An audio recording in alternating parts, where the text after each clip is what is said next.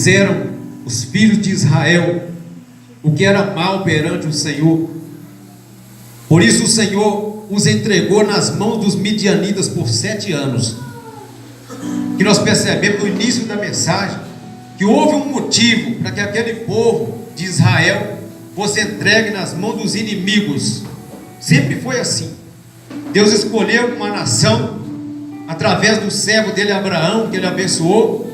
Ele abençoou Abraão e abençoou a descendência de Abraão, e deu origem aos filhos de Israel, a nação eleita por Deus, um povo escolhido na terra, um povo abençoado por Deus, mas um povo também sujeito a erros e pecados, como qualquer pessoa, mas um povo que tinha a atenção de Deus direto sobre eles. E houve um tempo que Deus viu esse povo oprimido no Egito e enviou Moisés para poder tirar de lá esse povo. Esse povo tinha promessa, esse povo tinha aliança com Deus. E Deus então, Ele andou no meio desse povo. Ele tirou para eles ir para uma terra boa, onde eles podiam viver uma vida abençoada, como Deus deseja. Só que chegando nessa terra que Deus prometeu, esse povo se corrompeu. E houve um tempo que eles fizeram o que era mal, como a palavra de Deus está dizendo. E isso foi o motivo daquele povo ter sido entregue nas mãos do inimigo. Os midianitas, que era uma nação de Midian, uma nação vizinha deles lá, que começou a oprimir esse povo. Aqui nós vamos ver no decorrer do texto que tudo que esses israelitas faziam, os midianitas vinham e atrapalhavam, pegavam, carregavam tudo. Nos dias de hoje, irmão, os inimigos são espirituais. Hoje Deus nos diz que nós não devemos lutar contra carne e sangue, mas sim contra os espíritos maus. A nossa guerra hoje é espiritual. E da mesma forma que os inimigos vinham na legalidade que o povo de Israel dava a eles, quando eles faziam o que era mal diante do Senhor, da mesma forma acontece hoje. Deus entregou o povo dele nas mãos do inimigo, porque eles fizeram o que era mal perante o Senhor. Em muitos momentos da nossa vida, irmãos, a gente decide fazer coisas que vai nos trazer um certo lucro momentâneo ou um certo prazer na carne, mas ao mesmo tempo que nós estamos sentindo prazer por estar fazendo isso, Deus abomina isso aí, porque é mal diante dos olhos dele. Tem coisa que diante de nós não é tão mal assim, porque afinal de contas está nos proporcionando bem-estar no momento que nós estamos fazendo, mas ao mesmo tempo que isso está causando bem-estar em nós, está causando mal-estar em Deus. Quer dizer, são coisas que não são indicadas por Deus para a gente fazer. E o inimigo, ele quer somente que a gente dê a ele uma legalidade para ele poder entrar e começar a oprimir a nossa vida, através de brechas, através de lugar que você dá a ele. O que Deus diz que é não, o inimigo fala que é sim. Se Deus colocou o sinal vermelho, o inimigo vai dizer que você pode passar, como ele falou com Eva, como ele falou com muitas pessoas aí durante a palavra. A gente percebe pessoas que desobedeceram, porque ele só quer achar um lugar para ele entrar na vida das pessoas e roubar os sonhos, roubar a paz, roubar a família, roubar a saúde, porque ele trabalha exatamente dessa forma. Ele veio para matar, roubar e destruir, e é só isso que ele sabe fazer. E nós precisamos ficar atentos, porque Deus está nos ensinando pela palavra. Amém? Então os inimigos começaram a oprimir o povo de Israel.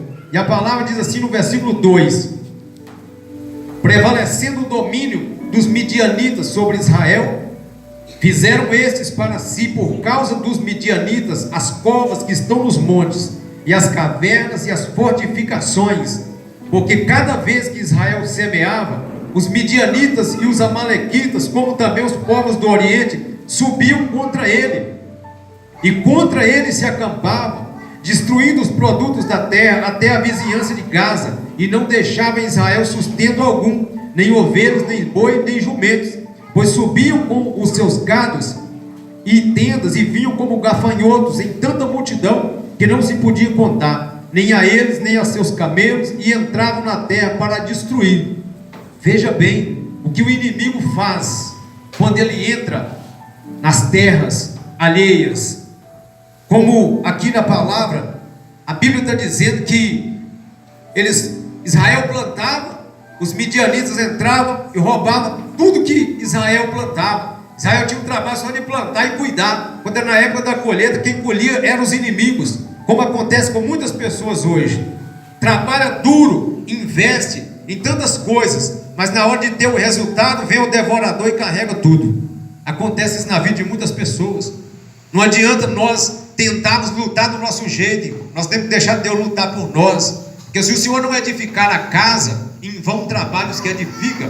Tem pessoas que estão dando um duro danado aí, mas está sem Deus na vida, está sem direção, não adianta, vai dar tudo errado, o inimigo vem e carrega tudo. A direção certa é a da palavra. Então a palavra de Deus está dizendo aqui que não adiantava nada Israel plantar. O inimigo só tinha o trabalho de vir e colher tudo, carregava tudo.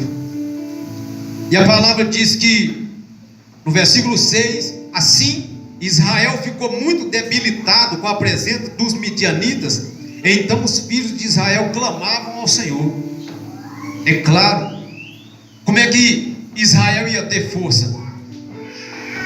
Tudo que fazia, o inimigo vinha e carregava. Eu tenho certeza que ali houve muita fome naquela terra, porque tudo que plantava, o inimigo carregava, levava, roubava. Então o Israel ficou muito fraco, muito debilitado, ficou sem força, ficou sem reação. Assim está a vida de muitas pessoas hoje.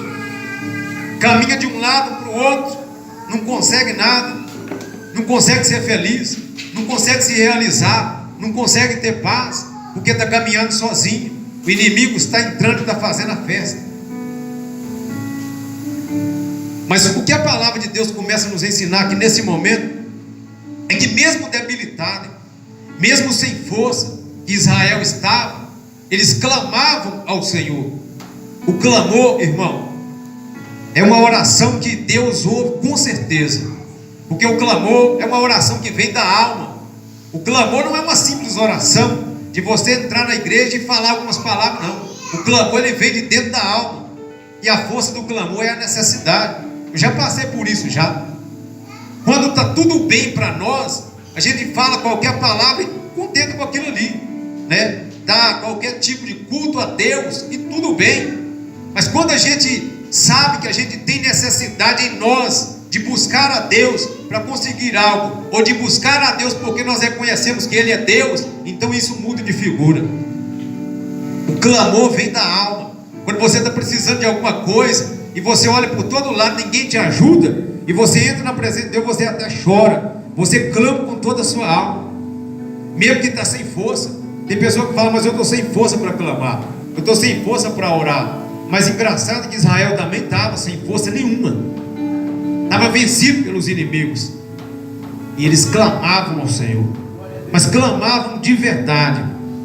Eles clamavam, e quando eles clamaram ao Senhor, a palavra diz assim, no versículo 7: tendo os filhos de Israel clamado ao Senhor por causa dos midianitas, o Senhor lhe enviou um profeta. A primeira resposta que Deus deu, que lhes disse: assim diz o Senhor Deus de Israel, eu é que vos fiz subir do Egito, e vos tirei da casa da servidão, e vos livrei da mão dos egípcios e da mão de todos os quantos vos oprimiam, e os expulsei de diante de vós, e vos dei a sua terra, e disse: eu sou o Senhor vosso Deus. Não temais os deuses dos amorreus, em cuja terra habitais, contudo não deste ouvido à minha voz. Quer dizer, eu tirei vocês da terra do Egito, e eu sou o Deus de vocês. Eu sou o Deus da igreja. Deus está dizendo nessa noite, Ele diz: não temais outros deuses. Tudo aquilo que se levanta e ocupa o lugar de Deus na sua vida, passa a ser o seu Deus, irmão. Está dizendo: não temas deuses estranhos. O diabo, ele só faz colocar medo nas pessoas, acusação e ansiedade e desespero.